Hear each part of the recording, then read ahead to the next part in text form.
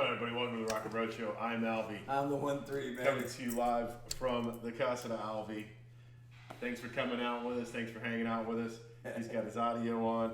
Hey, I'm just trying to get us. Look, I did it twice now. So yeah, we are live. Apologies for last week. I threw my back out, and I was in a pretty bad way there for a few days. I ain't gonna lie to y'all. I was kind of excited that we didn't have the show because I got a new puppy last week. Yes, you did. And we ended up having playtime. There you go. But yeah, no, I'm on the mend. Good. I've had a couple of doctor's appointments, but nothing crazy. Just kind of slipped the joint basically. Is what he's telling me. Doing something stupid. I didn't even ask. No, it wasn't even. It was just working out, doing kettlebell swings. Got tired and got my form out of whack, and it's an injury that I deal with a lot. But I'm trying now to maybe fix it so that it doesn't happen anymore. So we'll fuse it then. No, I'm not doing any kind of surgery. Well, you just said fix it, man. Yeah, well, a way to fix it so it doesn't go happen. into the cracker man. I did that. I used to love going to the chiropractor. I still do. I just haven't gone in a long time. I was in an accident back in '95, and I used to have to go to the chiropractor every day. Oh shit! But I would get a massage. Every day as well. That's not bad. And for like a year, it was every day for the first 3 months, then every other day, then twice a week, and then. I'll tell you the one thing I do like that I've missed over the years was is the TENS machine. I haven't had I got one. I haven't had one of those. No, I don't need one. But you sure? I haven't had one of those hooked up to me in a long time, since like college days when I was running track. So yeah, I was like, all right, this is cool. So love my TENS. So yeah. Before we go anywhere else, since Garth is on, hey Garth, I got a hookup for you for cigars, and it's the same guy that was rolling them. I spoke to Stephen Roche, his dad Dan. It appears that he lives like 2 blocks from you. Oh, really? Garth, so you could really just go to his house and roll them with him. That's awesome. But yeah. Dan Lindbergh, what's up? Yep, thanks, man. Appreciate it. I am back, so we're hey, Dan. All right, let's go ahead and do this. Pay the bills. Pay the bills. We'll get on to the show. We got a lot of stuff to talk about in the show tonight. So I know, man. So all right, so brought to you by Misfit Metalworks. Misfit Metalworks offers CNC, plasma cutting, welding, metal fabrication, and prototyping services. Why are you laughing? Garth said, "Sweet, I'm on my way." As well as laser engraving. You can contact the Misfits for all your metal needs at 813-598-7409 or stop by the shop at 1913 East Bears Avenue. That's Unit 1100 Bravo, Tampa, Florida 33613. Let them know Rock and Road Show sent you. Also brought to you by Eric Warren Artistry and Dropkick Customs. Eric Warren Artistry is a custom paint and fabrication studio that specializes in turning all of your custom dreams into reality. EWA offers a one-stop shop for all your paint, metal and fiberglass needs, welding, full powder coating, motorcycle stereo equipment, air ride systems, custom wheels, and parts development with their Epic line. You can contact Eric Warren Artistry at 813-503-4764 or stop by the shop at 13215 North Nebraska Avenue, Suite A, Tampa, Florida 33612. And as always, let Eric know that we sent you. He just dropped a couple of paint sets off the other day. Yes, he did at Tampa Harley, and the blue one. Well, he dropped the one off. The other one is ridiculous. somebody else's, I think. Oh, okay. Yeah, it's just another bike that came in. But that blue one is sick. phenomenal. Yeah, man. it's sick. And then last but not least, brought to you by the Franhouse Law Group. Franhouse Law Group provides legal representation for all victims of negligence. They handle a broad range of personal injury, as well as wrongful death matters, car and truck accidents, motorcycle collisions, slip and fall injuries, and much, much more. Absolutely. For all your legal needs, please contact Fran Hosh at 866-LAW-FRAN or visit lawfran.com. You can stop by her office at 1275 Nebraska Avenue. That's in Palm Harbor, Florida, 34683. I kind of wanted to also mention, Lady Phoenix Creations, just because Sam has been so good to us, and throw her out there. I want to mention Andy. These are just partners, not really. They're not. So, but Andy from Skyview Drone Photography and Kurt Kellerman from Crown Trophy. Gosh, I almost lost that one.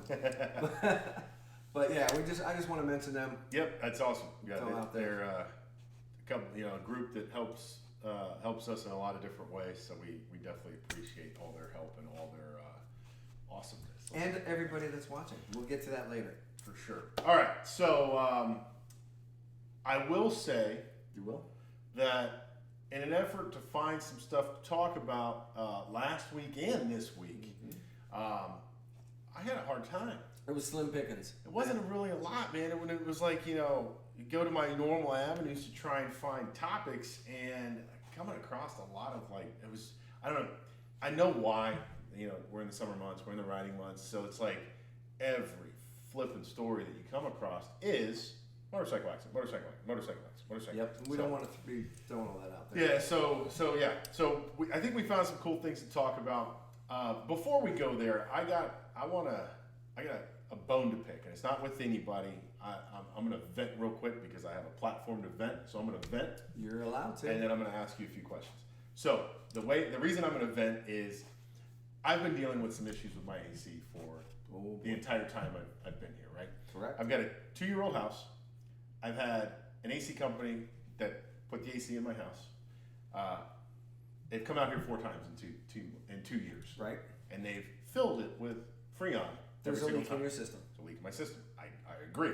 So in those 4 stops, they've filled it with Freon and they've changed one expansion valve the entire time. The expansion valve, they've come to fill it twice more since the expansion valve was put in, okay? So I tell the guy, look, there's a problem. We need to fix it. Right. So he goes, okay, what we're gonna do is we're gonna put some UV dye in it, let it run for a week, and we'll go find the leak. I'm like, sounds good. Do it. Well, he did that, and then scheduled an appointment the week after. Supposed to be on Thursday. No show, no call.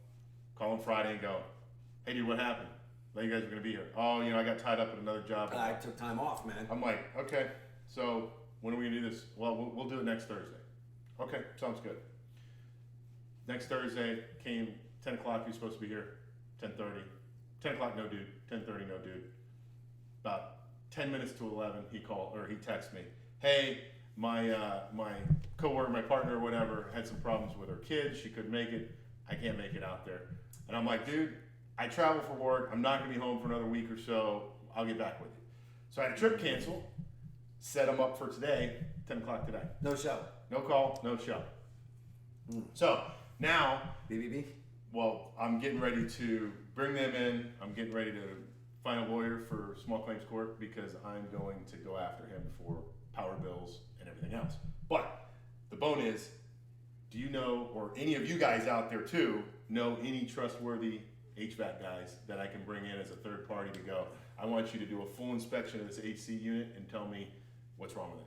And if it was installed correctly, yada, yada, yada, yada. I did have a guy, but they've since moved on to all commercial. Gotcha. And my other guy is a commercial guy, and he doesn't do residential anymore. So Do me a favor and just ask them if they know somebody on the residential side. yeah, you know Hoffa. Oh, okay, yeah. All right. Hoffa's a Well, commercial I'll guy. shoot him a text then, because I need something, because I've got to find out. One, I got to find out what's wrong with my damn unit, why it's leaking. But 2, I need to see. I'm hoping, right, is that there was an issue when it was installed, and then I can go, and then it just gets bigger and bigger from there. Oh So, yeah. so anyways, that's my soapbox. I'm done bitching. I just wanted. I had a platform. I want to talk one more time I about had a platform, air so. conditioning. Air conditioning is. Yeah. We have a friend, a mutual friend. Can't say his name or anything, but he put an AC in probably about 2 years ago. Same time you're moved in here. Did everything, took out the loan, blah blah blah, all this stuff or whatever, or paid cash or whatever, or was gonna pay cash, whatever. Still hasn't had to pay for that AC. Something happened in the transferring from this company because the company went through a transfer thing, Oh, okay. and so he has a free Jesus. fucking $7,000 air conditioning system. That's the mess up I need right there. Right? I was like, where was that when I was? Yeah, no kidding. I mean, he did have some issues, Yeah. with holes in walls, and they didn't come fix them. He had kind of problems like you, but not as bad. Yeah. So anyway, so if you're listening now, or you're listening in tomorrow or whatever, and you guys know a good residential AC guy. Someone that's in the Tampa St. Pete area. Yeah, it's Tampa for St. those Pete, right? That are not here. And just shoot us a PM and let me know. So, Well, anyways, all right, let's get into it. So as you can see there, bike rental app, right? Eagle Rider launches what they call Eagle Share. It's a peer-to-peer motorcycle rental program. Ooh. Now, some of you guys may have heard of Eagle Rider, right? Yes, Eagle Rider is the world's largest motorcycle and power sports rental company. They also do tours. There's a subscription provider, but now they're recently launched Eagle Share. I think, did you use? Oh no, you guys rented from Harley, right? We rented from Harley. We rented in Maui. We rented from Harley. But I do know Eagle Riders. Actually, there was a friend of mine that was one of the managers. And he said, look, anytime you need a bike, man, I got you. Gotcha. You know, and he was really cool. And he was a friend of the Rock and Road Show. Gotcha. Cool. All right, so what this new app does is Easy AC has treated. Oh, okay. Easy AC. Roger that. Thanks, Garth. Okay. Eagle Share, this new app that they're running is going to connect private owners of motorcycles, ATVs, side-by-side snowmobiles, a couple other things, dirt bikes, all that stuff. And they're going to put them in touch with rental customers around the globe. All right. Vehicle owners set their own rates, their own availability, and they communicate through an app with potential riders and renters. Okay. Cool. Their CEO says the sharing economy is here. Our new sharing platform provides the millions of customers already visiting our websites for motorcycle and power sport rentals with a wider range of destinations and models to choose from when it comes to off-road and on-road experiences.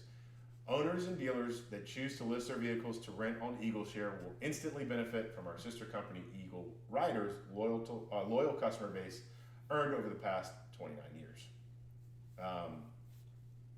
Developing this app for their team, they said was pretty natural.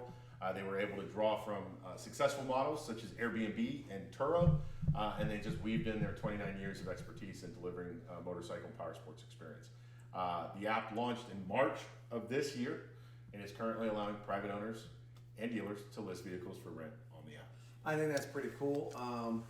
I'm guessing that the way this is working, even though that the owner of the vehicle is setting their own rates, I'm sure Eagle Share's getting a piece of that pie. They certainly are, yeah. And it's because I went online just real quick to see what it's like, and I wanted to get in there and figure out, okay, well, what do you make if you rent it, if you're going to rent your bike.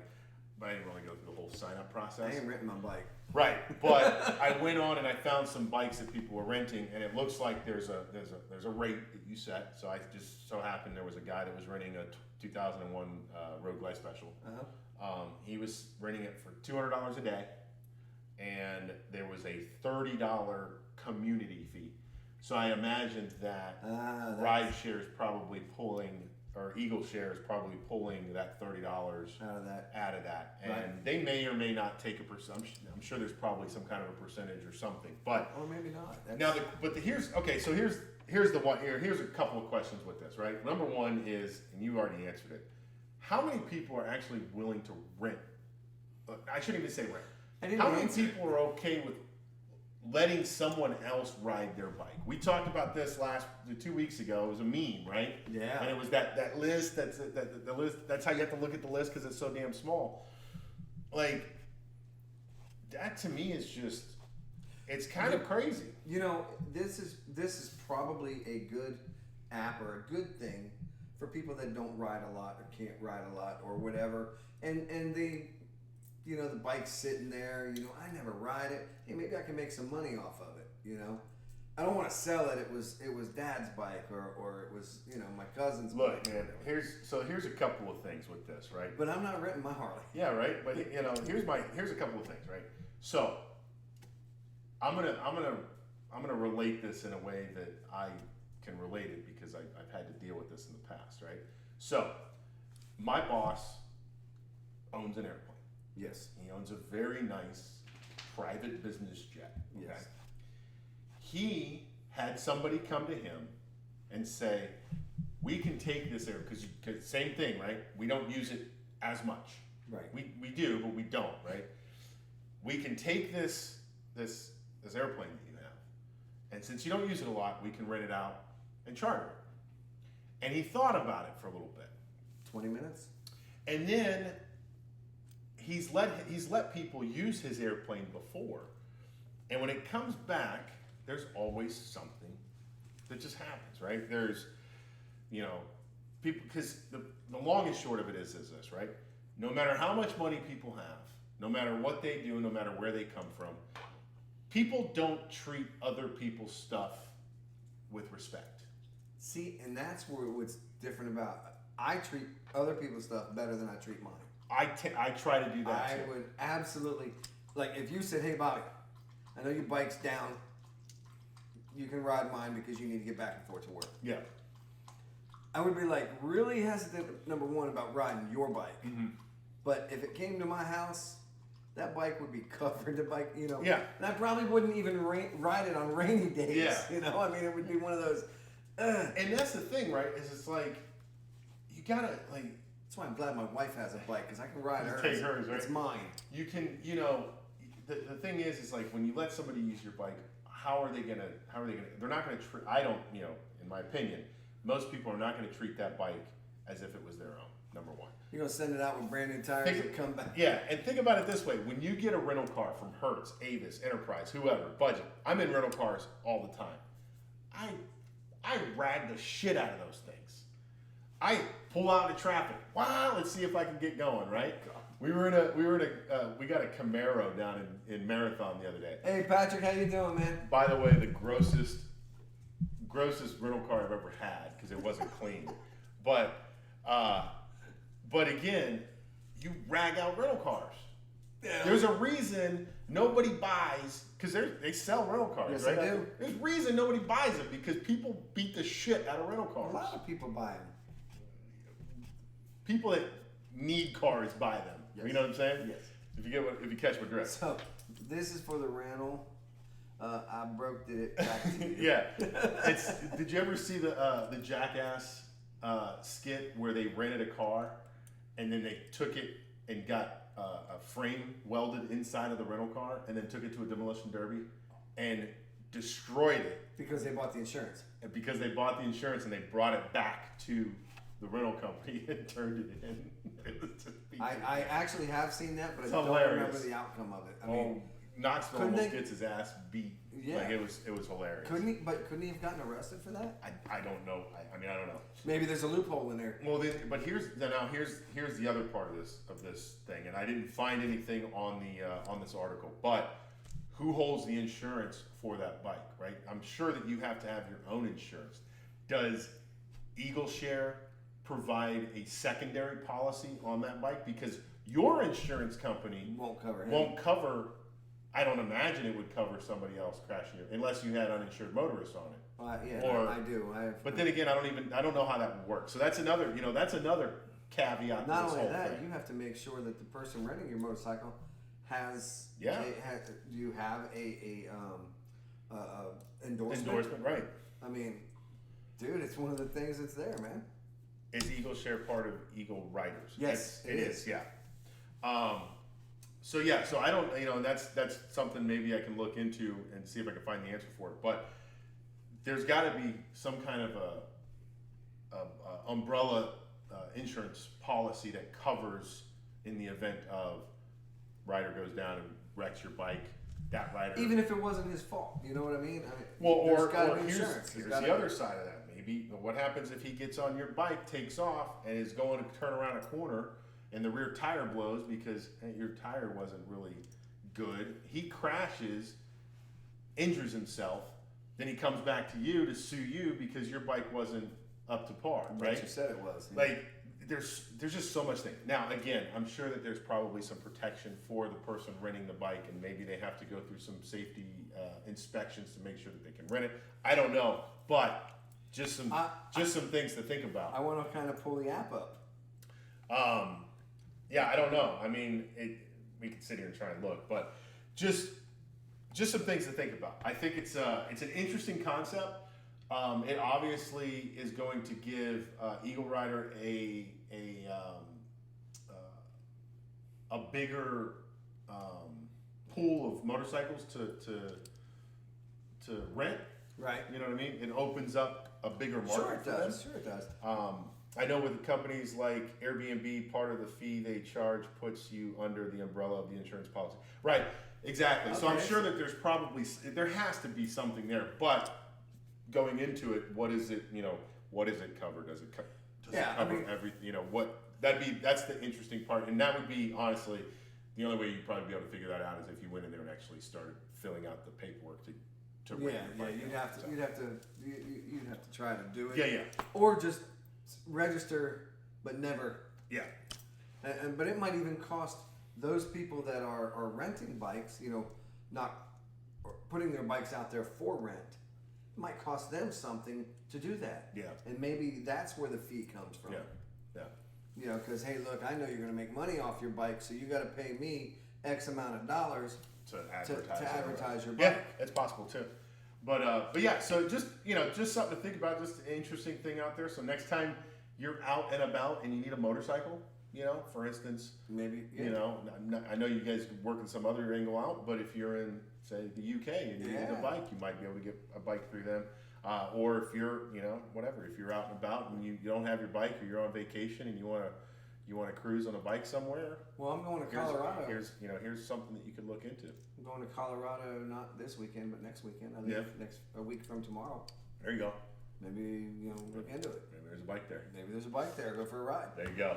All right. So I thought this one was really neat. A company out of the UK is launching a motorcycle lock. Right. It's called Light Lock. The motorcycle theft is obviously something that we deal with as a community, right? What's he saying there? He says if he loans out his bike, he understands that it may not come back in one piece. He wouldn't ever ask anyone to ride their bike. Well, bikes and girlfriends, you don't loan them out. Yeah. You can lose either one. There you go. And you're right. You're absolutely right, Danny. That's a good point. And you don't loan your wife out either. Yeah, don't do that. So motorcycle theft is something that plagues the community as a whole worldwide. Yeah. Just in the U.S. alone, this was a stat from 2019. Over 40,000 motorcycles were stolen in 2019 just in the States.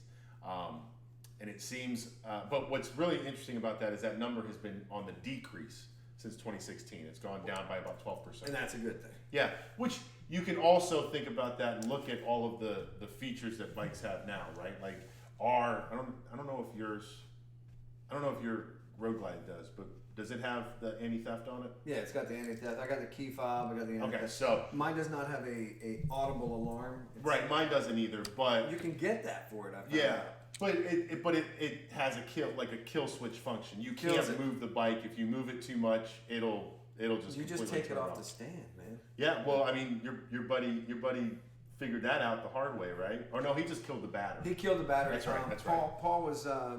I thought he completely locked it. No, he was taking his bike back from Panama City to Daytona. Yeah. And he didn't know to turn that off. Yeah, he forgot to turn his alarm. Yeah. Yeah, brother. Yeah. So, so that number decreasing is because of safety features or not security features that are being built into bikes now over the last few years. Right. The interesting thing is that almost half of the bikes that were stolen in the U.S. were returned to their owner, which I found interesting. That is cool because I would have figured that most of those bikes went to South America or chop shops in general, whatever. Because there's things that you cannot trace. Right. But other parts that you can trace, I would figure they would go to South America, Mexico, because that's what they do is they take the bikes and they send them overseas. Mm-hmm. They don't care about our saddle or whatever it is, The interesting thing is that in a survey that was done by the company or by a company for them, they found that almost half of the motorcycle owners do not use any form of security on their bike. Yep. So there's a British company on a mission to change that. And that company is Light Lock. They've developed the lightest, most flexible motorcycle gold rated lock on the market, and I guess gold rated means one of the higher standards. Yeah, and actually, as we get further in, you'll see what that actually means. So it's designed by Lightlock founder Professor Neil Barron, an award-winning industrial designer, and he's an ex-Rolls-Royce aeronautical engineer. Yeah. So he used to do Rolls-Royce engines for airplanes. Freaking awesome. So they got a quote from him as we developed Lightlock Core Moto to be our most secure lock, while still being really practical and easy to use. Yeah. So it's pretty cool, man. So Lightlock Core Moto is the British manufacturer's toughest, most flexible, and lightweight lock for scooters and motorcycles. It was accredited Motorcycle Gold by an independent certification group, Sold Secure, establishing it as one of the lightest and insurance-rated locks on the market. Now that's a key thing right there. Insurance. It has an insurance rating. Now, I don't know exactly how that plays into. I don't know if that means, your insurance does something better for theft, or I don't know exactly, but it's rated for insurance companies. So that I thought that was interesting. It's what's really cool about it is it's an alternative to the heavy, cumbersome chains that a lot of motorcycle riders use. Right. This thing only weighs 2.5 kilograms, which is about 5.5 pounds. Which is that's nothing, right? No. And what's really cool about it is it's compact, so you can store it in your in a top box, under your seat, in your saddlebags, book bag, whatever. They actually have a version of it that you can wear. And if you have a waist that's smaller than 30, your waist is smaller than 38, you can actually put it on like a belt around your waist. You can Mine's right at 38. You can put it on your arm or something, right? On the pythons. Yeah. But yeah, so no, it was kind of a cool deal. Garter snakes, man. Garter snakes. Don't say I got pythons. I got garter snakes, man. But what's really cool about it is it's a simple integrated lock system. Go back up a little bit. Back up. Oh, I went too far. Simple integrated lock system that's easy to lock, and you only need to have a key to unlock it. So you basically just close it and it locks, and you walk away. You don't have to deal with a lock. No. Locks are cleverly pairable. So if you get next to, if you have your buddy and he's got one, you got one, you can connect the two locks together. Oh wow! There you go. And then they sell them in a package of two that use the same key. So that's a cool little feature with it too. But I like the fact that you can, if you had a couple of your buddies all have one, and you pull up somewhere, you can all lock all your bikes together. If you put 5 bikes together, it's going to be really hard to lift those up and pull them away. So following 2 successful campaigns on Kickstarter, the teams are back to launch Lightlock Core. The crowdfunding campaign started on the 16th of March and ran through April 2021. So that's pretty freaking crazy that they've already pulled up that much that quick. Lightlock Moto is available for pre-order in either 125 centimeter or 150 centimeter length, and comes with either an orange, black, or red washable outer neoprene skin to help protect your bike's paintwork. I thought that was cool too. That is cool. It doesn't. You're looking at about $180. Yep. So, yeah, not too bad. I was, and I have to say this, man, because I am going to the UK in September, so we're working on that. We've been watching the pound. Mm-hmm. Last week, the British pound was 72 cents on our dollar. I was making money going over there. I did find a cool video just talking about the lock itself, so I'm gonna throw that up real quick. Please do that. I thought it was pretty cool. All right, let me get all this stuff out of the way so I can see what I'm trying to do here. All right, here we go. We've designed an innovative, lightweight yet incredibly secure bike and motorbike lock. Lightlock Core harnesses unique properties of composite materials, each designed to provide layer upon layer of security. The BOA FlexiCore Plus strap is almost impossible to cut, and has been designed to withstand 7 tons of cutting force. The patent-pending steel vertebrae flexes and provides strength and additional cut resistance. A resilient polymer encases the inner components, producing a tough composite matrix structure. Precision robotic welding and patented joining technology withstands 3 tons of tensile force. Aerospace-grade steel alloy casings protect the internal lock from drills, hammer blows and saws, as well as providing marine-level corrosion resistance. We've built LightLock Core to achieve the highest level of independent security accreditation and to withstand the most rigorous attacks. LightLock Core, a tough portable lock for bike and motorbike riders. Back and share our project to produce LightLock Core to help everyone secure their rides. Yeah, I was thinking the same thing, Dan. You don't see them trying to cut it with a chop saw or an angle grinder. I mean, I didn't see that either. However, not everybody except a good thief. Well, they said It's a battery powered. Sorry, hold on. What the heck are you doing, man? They did say that that it was rated for saws. Okay, but I would have liked to have seen Yeah, it it. would have been cool to see it, but I But mean, there again, they would have been showing it. yeah, 7 tons of cutting force. That's pretty impressive. That is impressive. And then 3 tons of tensile Yeah. strength. So I mean, you need more than 3 tons pulling it out. Now, so that, the interesting thing about this though is, I like the idea, okay, but I also look at it in the practical sense. And what are you putting? Yeah, torches. That's a good point too. But what are you putting it? What are you hooking it to? Because if it's me or your bike, you could probably get away with just putting it through the spoke of the tire around the frame, around the fork, and you could probably get away with that because it's tough to. You'd have to have at least 2 guys, maybe 3, to lift one of our bikes. If you're on a, I don't think 2 guys are lifting. I don't think 2 guys are either. You're talking about 4 guys. Yeah. And trying, and they're gonna have a ramp to, I don't know what, they'll probably have a dolly. I don't know. Yeah. Lift the front end up. Now, if you're on like if you're on a Gixxer or CBR, that's getting picked up. It's getting picked up, right? So 600-pound bike. you've got to tie that to a tree or Fence post. something, right? But so I like the idea, and if they could make it into a I don't know, like a boot maybe or something to I don't know. A boot wouldn't work. Yeah, boot wouldn't work either. I don't know, just something like because I'm looking at it going, you've got to pull up next to a telephone pole or something along Park those your lines bike, to yeah. park your bike. You know what I mean? And they don't have that on bike parking. No, and I mean, the reality of it is you're using this. This isn't like you're not doing this to to park your bike when you're at work or something like that. This is more like if you're in an apartment complex. Right, or but see, something like me that, right? looking at this, it's more.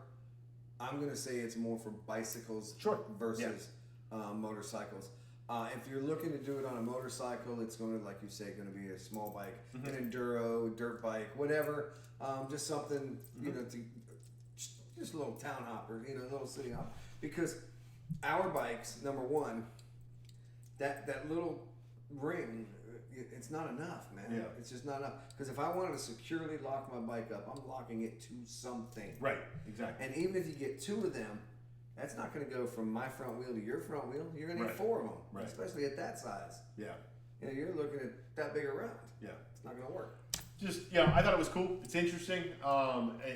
It's definitely a good lock. It's definitely I think it's a really good lock. And who knows what else they come up with. I don't know that I would spend $180 on it though. I don't know that I would either. I don't think that I would need it. Think about when what were those the U-shaped locks that came out for bicycles? What was the name of them? Crypto locks. Cryptos. I don't know. Krypton. Yeah, Kryptons. Krypton lock or whatever, something like that. They were like $80, $90. Dude, you guys would suck as thieves. Well, it's good. I'm glad I would suck Thanks, as being man, a I thief. would. No, but yeah, I think it's interesting. I don't know that I'd pay $180 for it, but I also think that Kryptonite locks. There you go. Kryptonite. Thanks, Dan. I couldn't friggin' think of that shit. I think that our bikes are just as easily secured with the the anti-theft, the kill switch stuff, and then just the simple lock the key, right? I mean, nobody's. You really gotta want that bike if you're gonna try and steal it. Well, they steal the shit out of them. I mean, Daytona, those big bikes go. Yeah. That's why when you're in Daytona or some other place, you put that Honda Goldwing cover over. But yeah, so just again, interesting, cool idea, cool concept, and I think they'll make a lot of money. If you want it, check out the Lightlock website or their Kickstarter campaign. Yeah, if you just look up Lightlock, LITELOK, right? You can. We're not going to throw it up there. All right, this is the story I've been wanting to get to because the 1-3 sent me this story, and I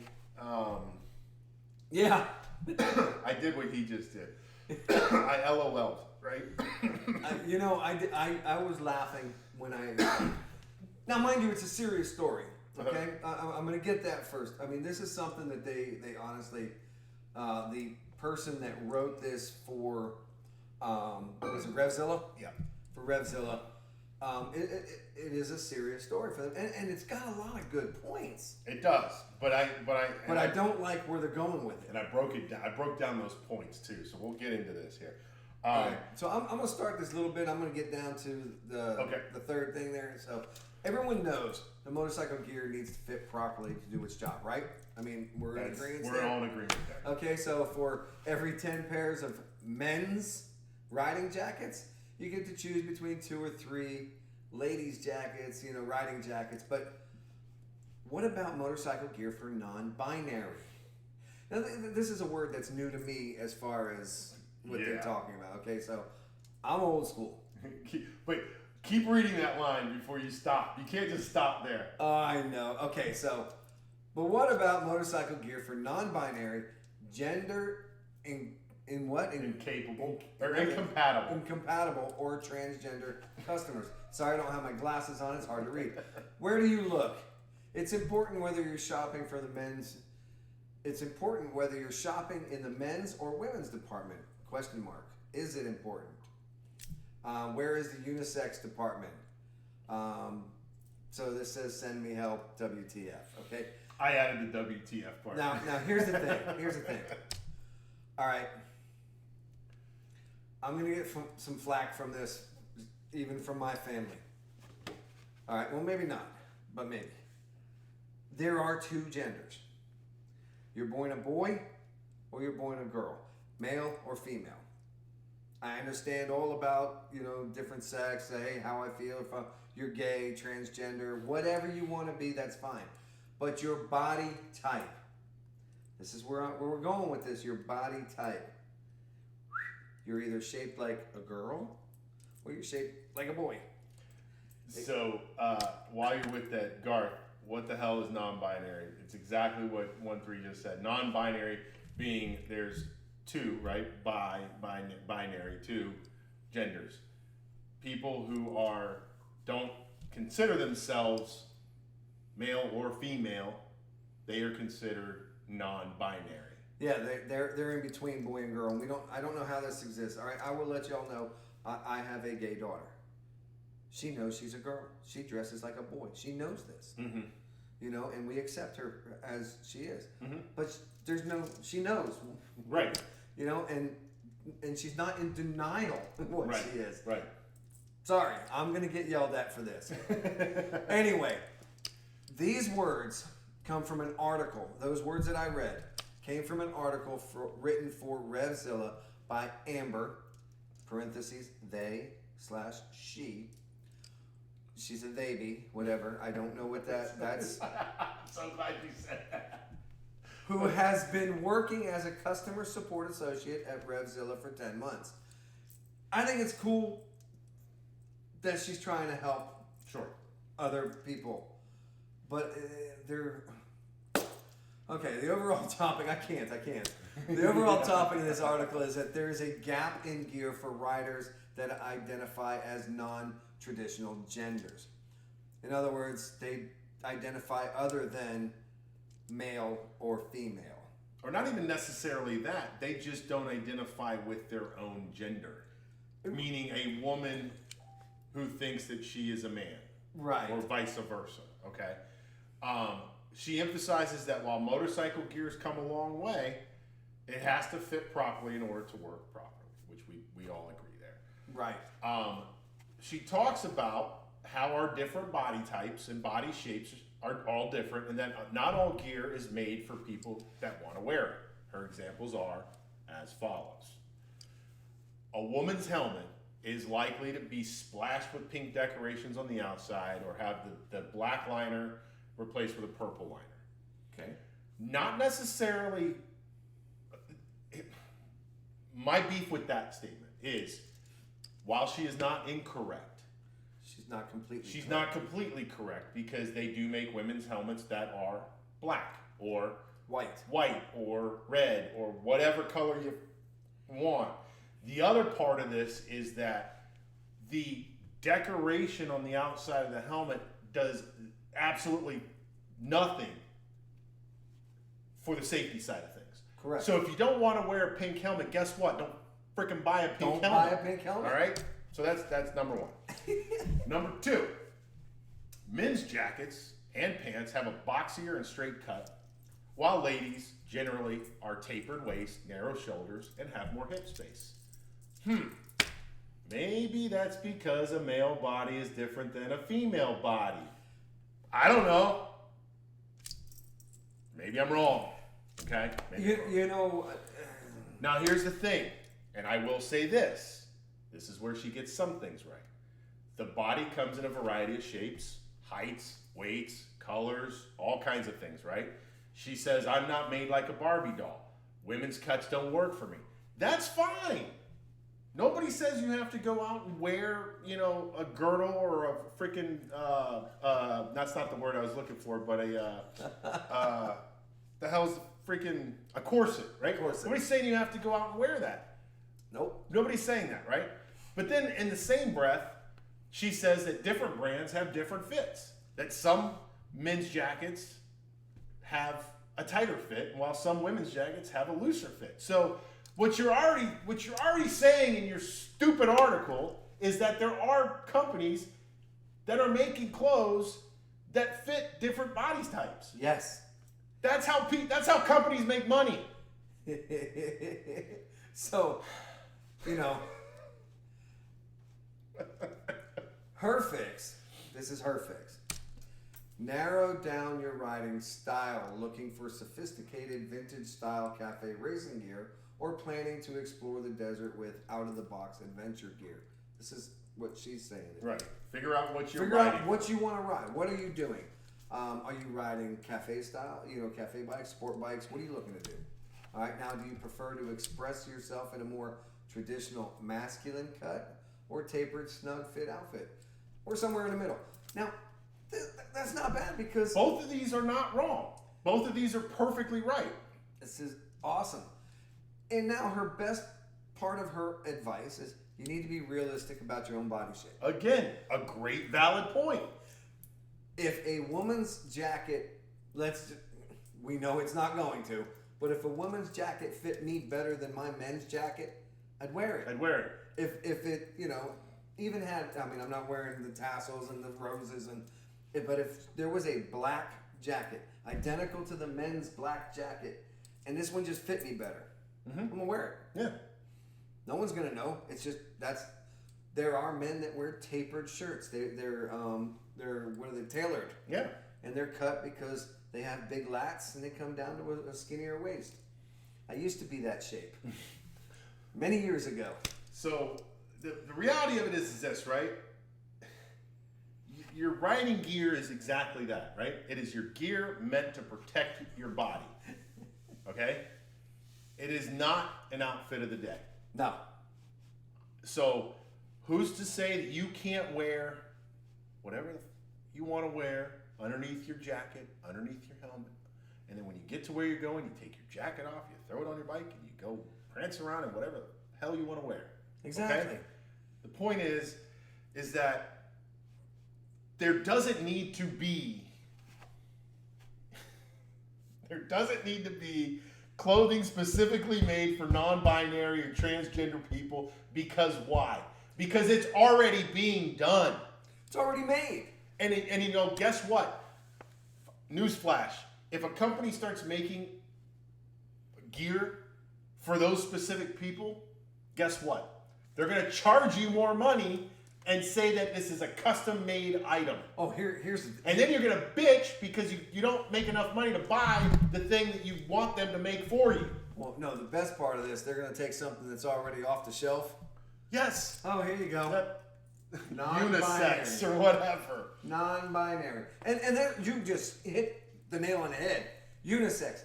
How many things out there in the world today, how many articles of clothing or shoes, socks, whatever, say unisex? Hats, bandanas, unisex. Because, which one is that? No, I was to see if it does. No, it's a one size. That's a one size fits all. So I just lost my thing again because that just decided to do something. Whatever. So I mean, I need a non-binary helmet for my extra large dome.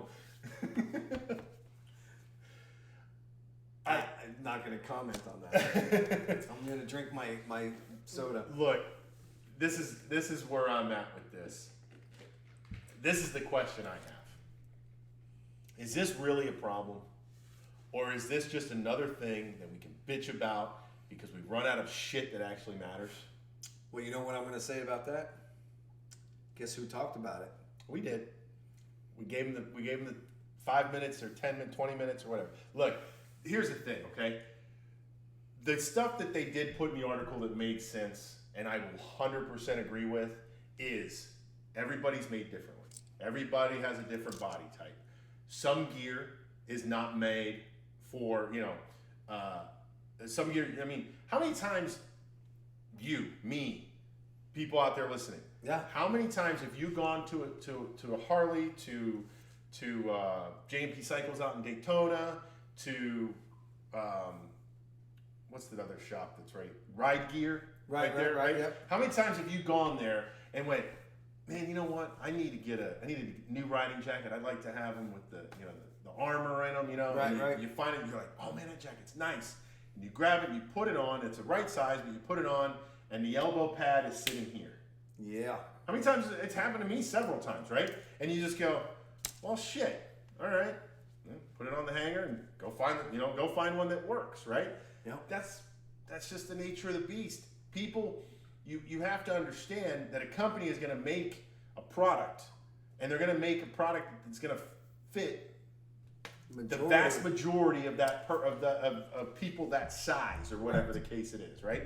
And then, yeah, there's going to be outliers, just like there is in every part of society and every part of the world, right? What's up, Eric? What's going on, Eric? So yeah, you just have to find the gear that works for you. Yeah. And if it like you said, if not that it would probably ever happen, but if there was a piece of gear that was made for a woman rider and it worked and it fit you right and all the things were where they should be, then guess what? Buy it because it works. Yep. Here's the other thing. There are men out there who wear women's clothing and they have no problem finding clothing that works for them. There are women out there who wear men's clothing and they have no problem finding what they want to wear there too. Huh? Yeah, exactly. I mean, whose helmet? She's saying men's helmet. Kim wears a men's helmet because the women's helmets just don't fit her right. It's just the way it works. She wears a smaller men's helmet and it fits her better. This happens in every space. It isn't just motorcycle gears. So the point, I guess, before we beat a dead horse, is that there are some valid points in this article. I think that the article is a well-written article. Yes, it was. If y'all want to look it up, it's on RevZilla. Yeah, just go to RevZilla. Just type in non-binary motorcycle gear; it'll pop up 100%. But the thing is that there's a lot in there that is just, let's call it fluff, for lack of a better term. Just making an argument for something that I just don't believe there's really a place for. Yeah, I agree. I understand, obviously, because Sure. I mean, you I have understand a very different view on it. they're trying to bring, not relevance, but they're trying to bring people, have people notice. I get Say, it. hey, look, there's us too. But in the same breath, I'm saying no because the clothes already exist. Well, and here's my point on this too. And okay, so say there's a woman who identifies as a man, okay? Okay. And so she wants to dress with the boxier gear, and Is she whatever. 31 years old? It doesn't matter how old. Doesn't matter. Is she about 5 foot tall? Doesn't matter. Doesn't matter. The point is this, right? That woman probably is probably okay. Look, I'm gonna paint a very broad generality, right? She's probably shorter, okay? She may have bigger waist or whatever. But the point is that she's probably the same height as a guy who probably wears a small or a medium. Yep. And you could probably get that medium jacket and put it on, and you'd be fine. Because guess what most riding jackets have? They have straps to pull in to make it tighter. Yes, or they looser. do. Mine does. Mine does. So my point, and I guess my point is that this stuff is already being made. It's just not specifically labeled in that manner. Yep. So is that what your gripe is? Is that what the beef is? Is that they're not labeled that way? Alvie's biting his tongue if he keeps going. Oh no. But it is what it is, man. I think that I don't know how that just happened. I think that it like you said. I think it's neat that they're bringing they're shining a light in a way. Right. I just think that the light is unnecessary. If I can say my own 2 cents about it. Sure you can. That's just where I'm at. All right.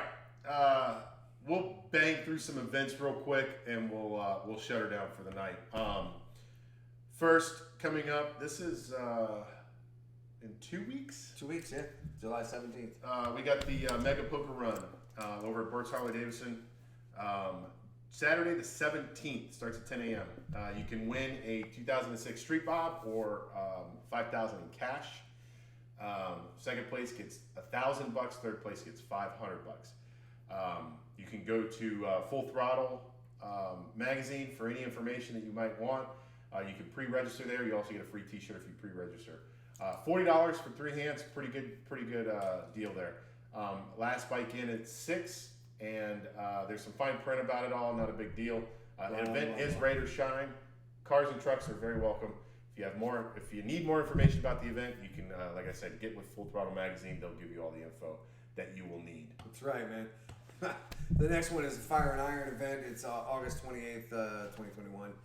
Lake Square Mall. That's in Leesburg, 10401 US 441. So it's right up there in Leesburg. Registration's 9:30 to 10:15. Kickstands up at 10:30. $20 a person. It is an escorted ride, which is pretty cool. By, I guess that's Leesburg County, or what county is? I don't know. LCSO. So whoever that is. There's going to be live music by White Buffalo. Didn't you say that was a pretty good band? Yeah, White Buffalo is actually a really cool band. They did a lot of songs. They didn't do the theme, but they did a lot of songs on SOA. Ah, that's cool. And for y'all that don't know what SOA is, then you probably shouldn't be watching our show. No. So they're going to be on from 11:30 to 3:30. Food by Firefighter Charity Alliance. There will be a full bar by Nam Nights, and vendors, auction, 50-50.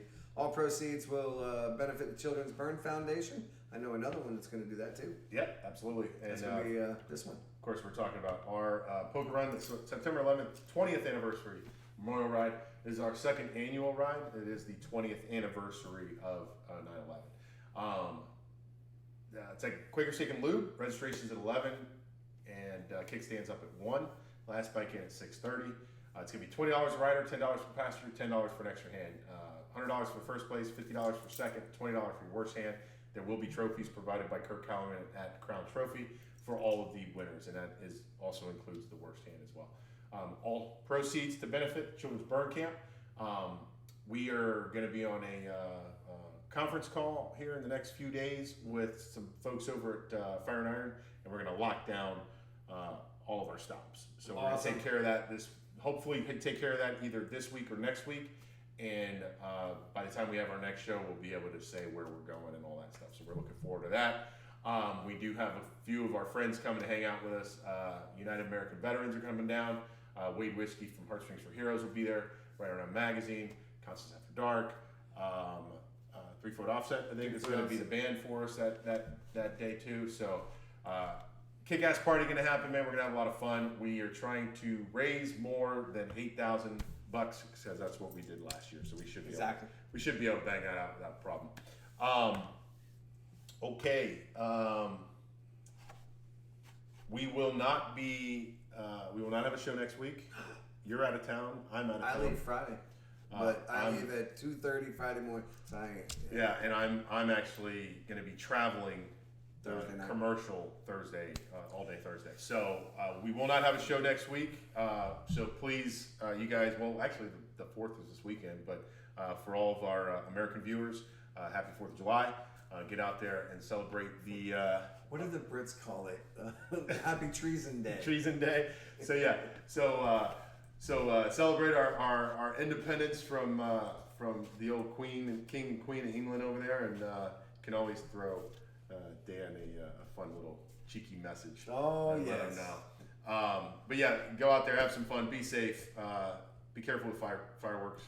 Please don't blow up any fingers. Yeah, I just saw really interesting videos of the Capitol Fire Department out on the lawn, the mall in DC. They did a demonstration of sparklers and catching clothes on fire with sparklers and all kinds of stuff. They really interesting. But yeah, M80s blowing people's hands off and shit like that. Really cool. But yeah, be safe out there. Have fun. Be safe. Drink a lot of beer. Yeah, man. Party.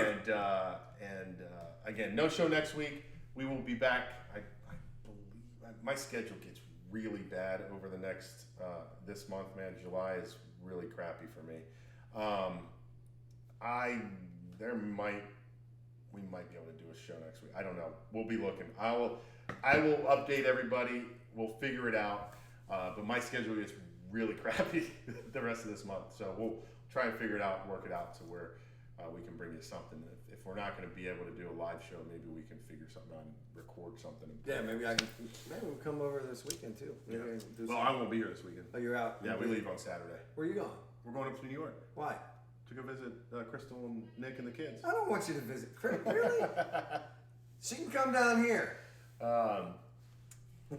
Independence Day, everybody has the 4th of July. I agree. Yep, you're right. Absolutely right.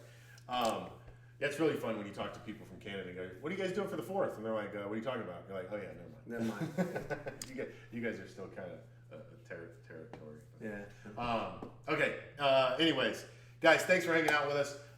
We got a little off the rails there towards the end. Yeah. But hey, it happens. But no, I'm glad you found that article because I was waiting to talk about. Either way, it was a good article. Yeah. It was good. It was well written. She had some valid points, but I don't agree with a lot of it. Yeah, absolutely. Anyway, guys, thank you. Dan, Sunday morning ride. Okay. Oh shit. Yes. Yeah, because I gotta do some plumbing work Saturday. So yeah. There you go. Sunday morning ride. Come to the house. Coolio. All right.